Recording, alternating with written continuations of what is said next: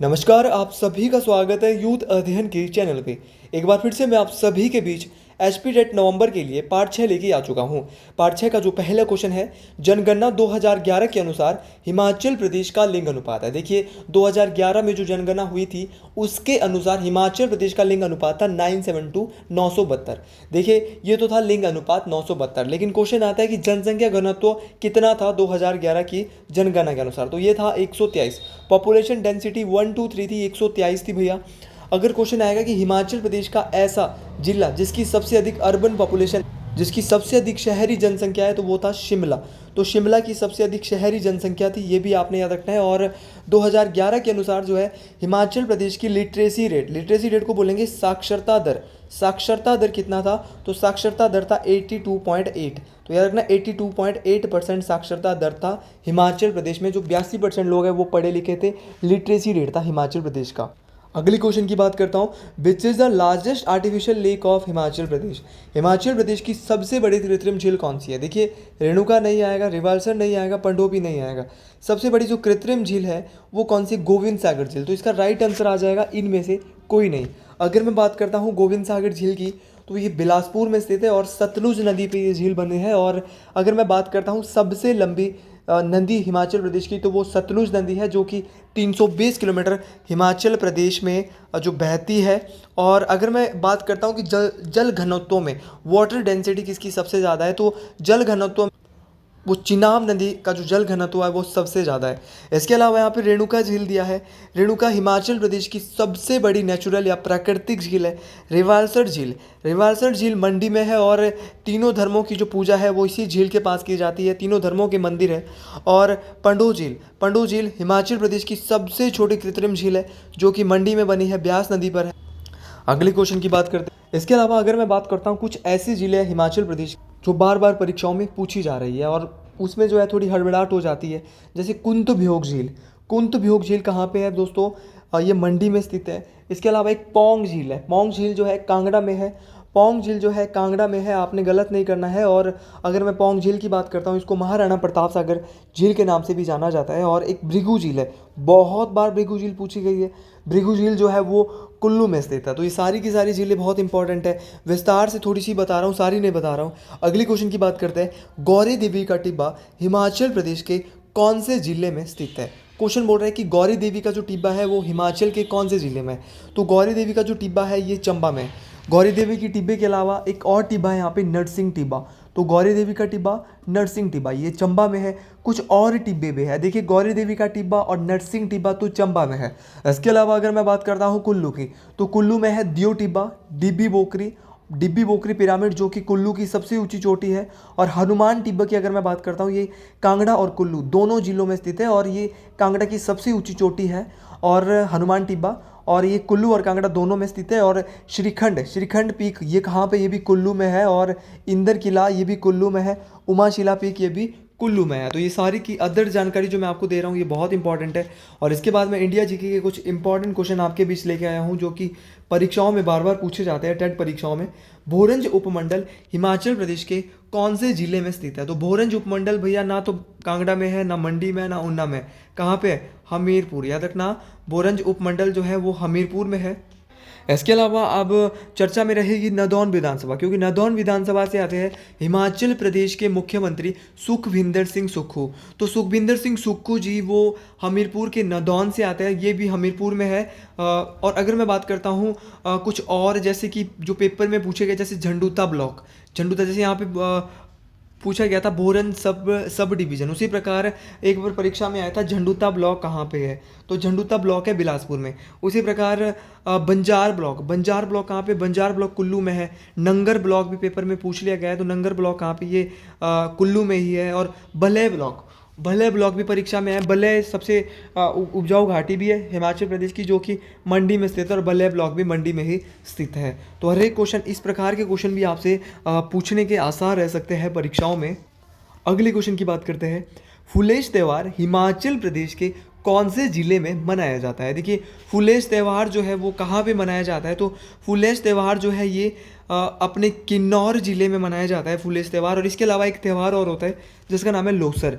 लोसर एक नव वर्ष का त्यौहार है, न्यू ईयर फेस्टिवल है, जो कि तिब्बतियों के द्वारा मनाया जाता है। और ये 2 ज़िलों में, लोसर जो है हिमाचल के 2 ज़िलों में मनाया जाता है, लाहौल स्पीति और किन्नौर, दोनों ज़िलों में मनाया जाता है। ये क्वेश्चन आपने याद रखना है, मोस्ट इंपॉर्टेंट है ये क्वेश्चन।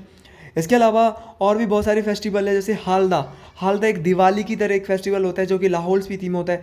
गोची उत्सव लाहौल स्पीति में होता है। डुंगरी मेला, अगले क्वेश्चन है दोस्तों कि डुंगरी मेला हिमाचल प्रदेश के कौन से ज़िले में मनाया जाता है? तो अगर मैं बात करता हूँ अब नेक्स्ट क्वेश्चन की, तो डुंगरी मेला जो है वो कुल्लू के मनाली में मनाया जाता है। और अगर मैं डुंगरी मेले की बात करता हूँ तो ये हिडिंबा मंदिर है जिनको डुंगरी माता के नाम से भी जाना जाता है, वहीं पे एक मेला मनाया जाता है जिसका नाम है डुंगरी मेला।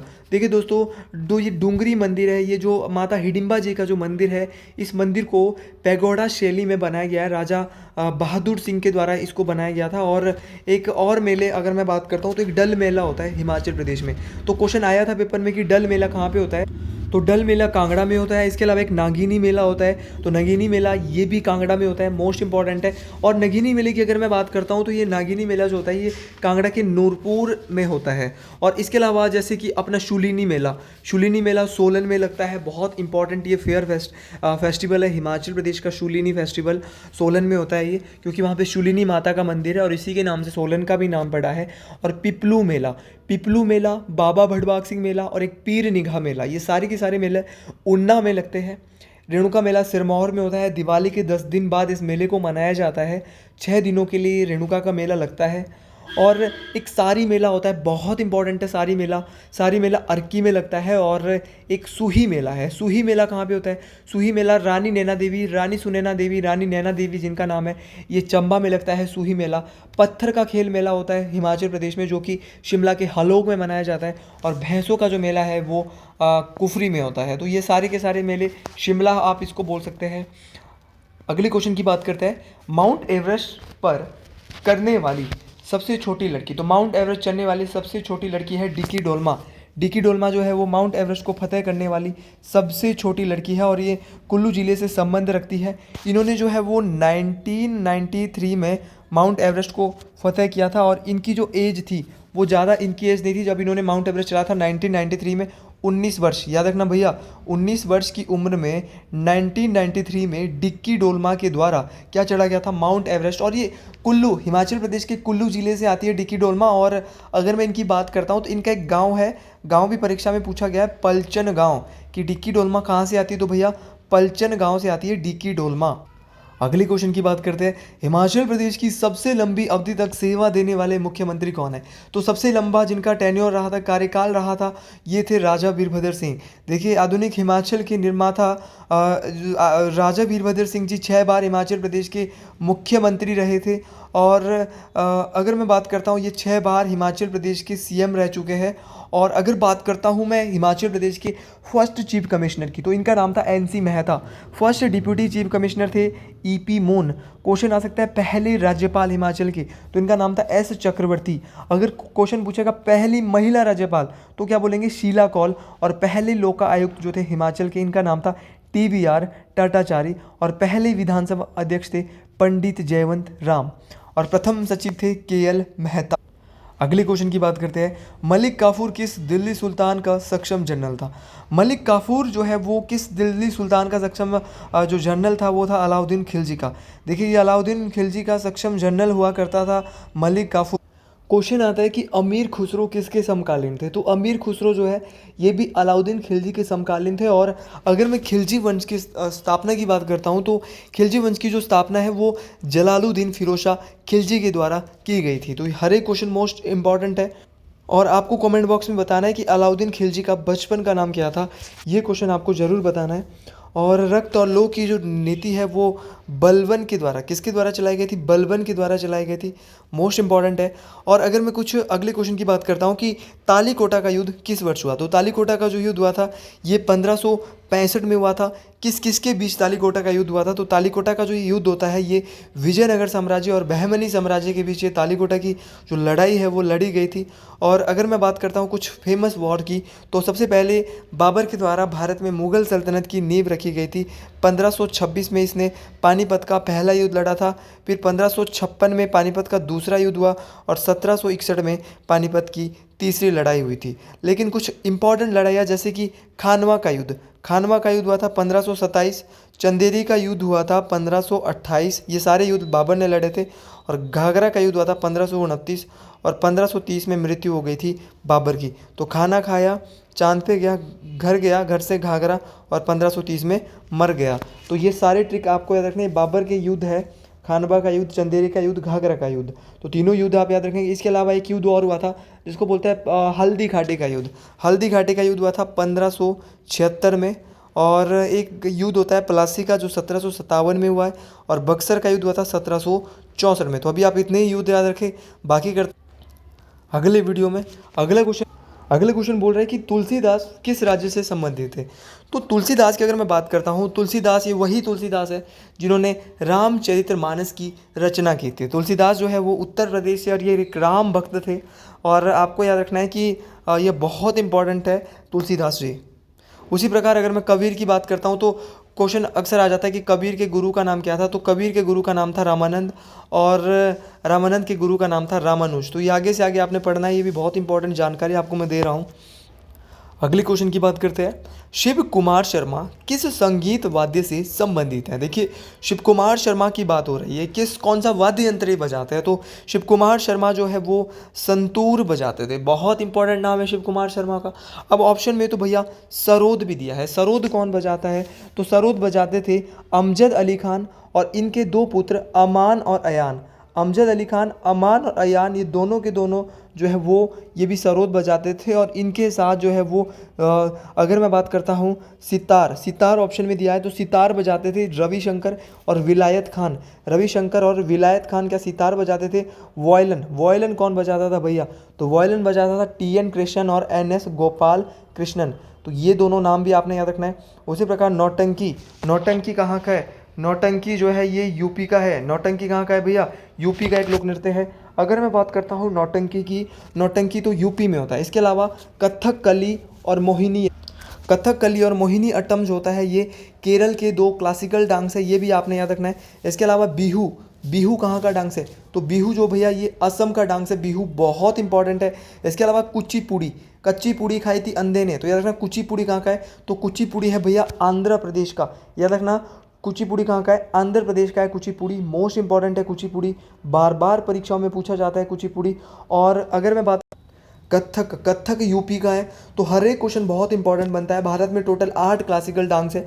अगले क्वेश्चन की बात करते हैं। फ्रांसीसी क्रांति का प्रारंभ किस वर्ष हुआ? तो फ्रांसीसी क्रांति का जो प्रारंभ हुआ था वो 1789 में हुआ था। इस क्वेश्चन को अगले क्वेश्चन की बात करते हैं कि सूर्य पृथ्वी से कितना गुना बड़ा है? अब ज्योग्राफी के कुछ आते हैं तो ये 13 लाख गुने बड़ा है सूर्य पृथ्वी से। और सूर्य की जो रोशनी है वो पृथ्वी पे अप्रॉक्स टाइम पॉजिटिव में कितना लगाती है? तो ये लगाती है 8 मिनट और 20 सेकंड। याद रखना है 8 मिनट और 20 सेकंड लगाती है। मोस्ट इंपॉर्टेंट है ये, एवरेज टाइम बता रहा हूँ मैं आपको।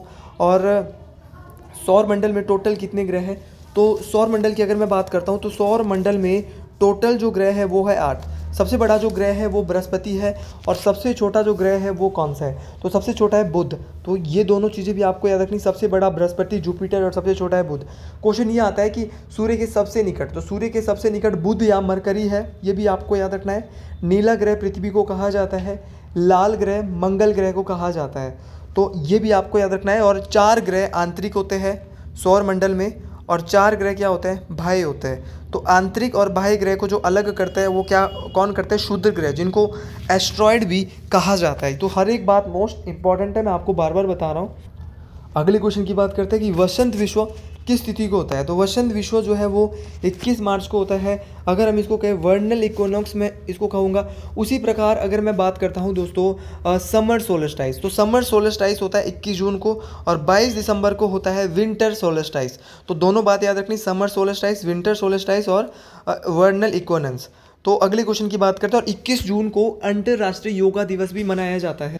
अगले क्वेश्चन की बात करते हैं। अगला क्वेश्चन है कि बेसाल्ट है एक, तो बेसाल्ट जो है एक वो आग्नेय चट्टान है। बेसाल्ट एक आग्नेय चट्टान है। देखिए आग्नेय चट्टानों के उदाहरण अगर मैं बताऊं तो बेसाल्ट, ग्रेनाइट और गेब्रो।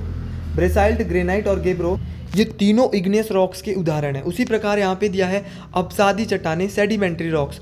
तो देखिए इन सबको हम बढ़ के जाएंगे। सेडिमेंट्री रॉक से जो उदाहरण है वो है सैंडस्टोन, लाइमस्टोन और अपना शेल। तो ये तीनों है किसके उदाहरण? अपने अपसादी चट्टानों के। उसी प्रकार हमारा रूपांतरित या मेटामॉर्फिक रॉक के जो उदाहरण हैं वो है स्लेट, मार्बल, क्वार्टजाइट। याद रखना स्लेट, मार्बल और क्वार्टजाइट किसके उदाहरण है? रूपांतरित चट्टानों के। अगले क्वेश्चन की बात करते हैं। अगला क्वेश्चन है कि रॉकीज पर्वत श्रृंखला कहाँ पर स्थित है? तो रॉकीज पर्वत श्रृंखला जो है वो नॉर्थ अमेरिका में स्थित है। देखिए रॉकीज जो ये पर्वत श्रृंखला है ये तो उत्तरी अमेरिका में स्थित है भैया, लेकिन यहाँ पे एक हवा चलती है, ड्राई विंड है ये, जिसका नाम है चिनूक। चिनूक जो हवाएं है वो यहाँ रॉकीज पर्वत श्रृंखला में ही चलती है, ये भी आपको याद रखना। अगले क्वेश्चन की बात करते हैं 124। 12वीं पंचवर्षीय योजना का कार्यकाल क्या था? तो 12वीं जो पंचवर्षीय योजना का कार्यकाल था वो था 2012 से 2017। तो ये तो था 12वीं पंचवर्षीय, और ये अंतिम पंचवर्षीय योजना थी। 12वीं पंचवर्षीय योजना 2012 से 2017 थी। उसी प्रकार 2007 से 2011 आई थी 11वीं पंचवर्षीय योजना। 2002 से 2007 के बीच आई थी 10वीं पंचवर्षीय योजना, और 1997 से 2002 के बीच आई थी अपनी 9वीं पंचवर्षीय योजना। तो आपको ये पंचवर्षीय योजना का कार्यकाल भी याद रखना है। और उसी प्रकार अगर पहली पंचवर्षीय योजना की बात की जाती है तो पहली पंचवर्षीय योजना 1951 से 1956। उसी प्रकार दूसरी पंचवर्षीय योजना 1956 से 1961, और तीसरी पंचवर्षीय योजना 1961 से 1966। तो ये पंचवर्षीय योजना का काल था। ऑपरेशन फ्लड के जनक कौन थे? तो ऑपरेशन फ्लड के जो जनक थे इनका क्या नाम था? तो इनका नाम था बर्गिस कुरियन। बर्गिस कुरियन जो है वो ऑपरेशन फ्लड के जनक थे। और ऑपरेशन फ्लड किससे संबंधित था? तो ऑपरेशन फ्लड जो है ये मिल्क और उससे संबंधित जो चीज़ें थी उससे संबंधित था। और अगर मैं कुछ इंपॉर्टेंट रेवोल्यूशन की बात करता हूँ तो जैसे येलो रेवोल्यूशन, तो ये ऑयल फीड वगैरह से संबंधित था। ऑयल से जो अपना ऑयल वाला था, इससे तेल से संबंधित था येलो रेवोल्यूशन। सिल्वर रेवोल्यूशन, तो सिल्वर रेवोल्यूशन अंडों से संबंधित था, जिसको रजत क्रांति बोला जाता है, ये अंडों से संबंधित है। रेड क्रांति, लाल क्रांति, रेड रेवोल्यूशन, तो ये टमाटर और मांस उत्पादन से संबंधित था। उसी प्रकार ग्रीन रेवोल्यूशन जो था ये मछलियों से संबंधित था। तो आज के कुछ इंपॉर्टेंट क्वेश्चन हमने आज की वीडियो में यहीं तक देखे। कुछ इंपॉर्टेंट चीज़ें जो आज आपको नहीं लगी है, कमेंट बॉक्स में आपने ये बताना है कि हिमाचल प्रदेश के किस जिले में पंचवक्त्र मंदिर स्थित है। ये आप कमेंट बॉक्स में सभी लोग बताएंगे। और जो मेरे टेट के बैच से अब जुड़ना चाहता है, हमारा टेट का बैच शुरू हो चुका है, ये मेरा नंबर है। हम हैंड रिटन नोट्स हर एक चीज़ आपको प्रोवाइड करा रहे हैं सस्ते रेट पे। हमारा ज़्यादा चार्जेज नहीं है। बैच का चार्जेज हमारा 499, प्लस उसमें अब रिकॉर्डेड क्लासें भी रहने वाली है, और 499 में आपको क्लासें मिल रही है, प्लस आपको हैंड रिटन नोट्स। क्या बोल भैया? हैंड रिटन नोट्स मिल रहे हैं। तो आप जो है बिल्कुल भी कहीं ना जाए, आप एक बार, और 2 दिन की फ्री डेमो क्लासेस आपको देखने को मिलेगी इसमें। तो आज के लिए इतना ही। जय हिंद, जय हिमाचल प्रदेश, हर हर महादेव।